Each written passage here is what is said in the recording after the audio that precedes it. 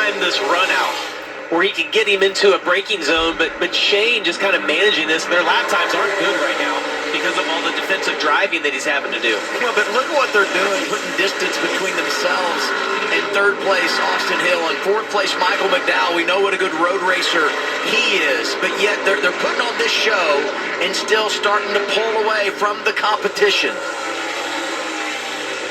Yeah, the only thing that Shane can hope for right now is that by Connor running in all the dirty air, that he maybe can overheat his tires. And Adam, that's one thing that will most likely pop up before this race is over is we've only been able to run 18 green flag laps, and we've seen a lot of tire blistering today. Oh, he's getting back to his inside right here.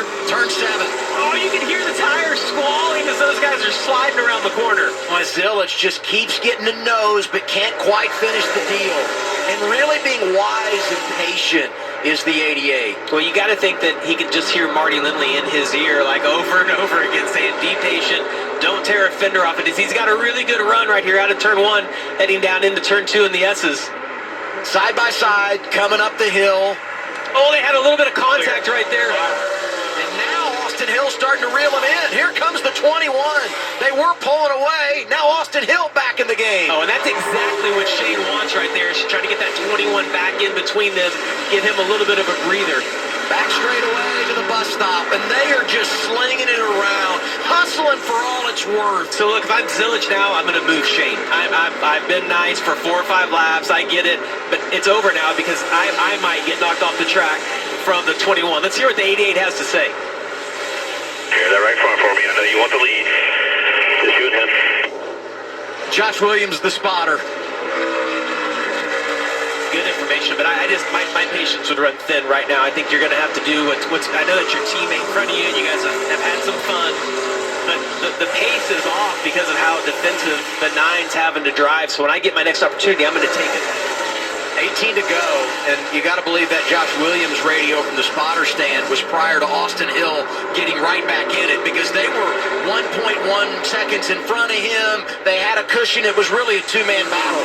It's not anymore, and that will no doubt, as you said, Jamie, change your mentality. Well, in fourth place is 0.6 of a second quicker than what they're able to run right now, and so if you're inside the car and you're the 88 and you're the 9, you know how far this pace is off. So it's interesting. I don't feel like the 88's been able to put as much pressure on him as he could earlier in that run. You got to wonder has the grip started to go away from having to run behind him for so many laps, but I don't see him able to get quiet as tight as he was. You see, there's like a half a car length between them right there.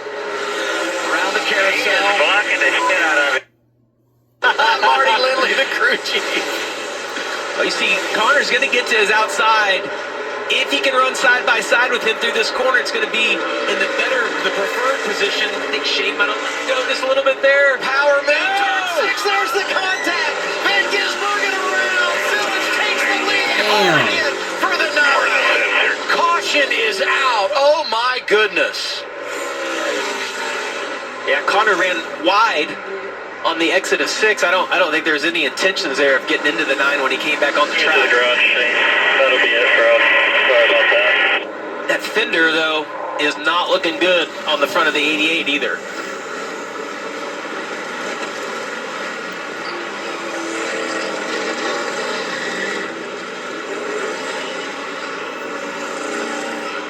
It was just a matter of time, Adam. And I'm not defending anyone here, but you can only block. Let me know where to go.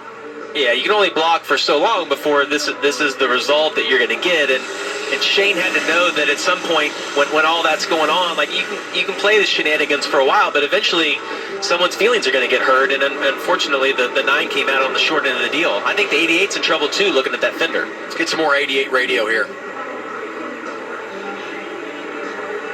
Spun off my nose. I'm sorry. I think he thought he was clear. I don't know what I could have done differently there. I didn't know where to go. Yeah, if we go back and watch that replay, when Connor got to his outside getting into turn 6, Connor overdrove that corner. Let's take a look at it real quick right here. Connor overdrove the entry to turn 6 and obviously ran wide. This is coming off the carousel.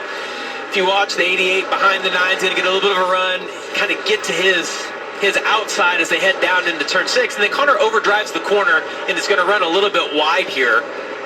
I thought the 9 was letting him go, actually, but if you watch how wide the 88 runs, he goes to come back on the racetrack, and they just, the 9's going to have to give him a little bit of room there. You know that angle's going to run out, and you're going to have to give him just a little bit of space. Maybe the 9 didn't know that he was on the inside. There is no spotter right there, right?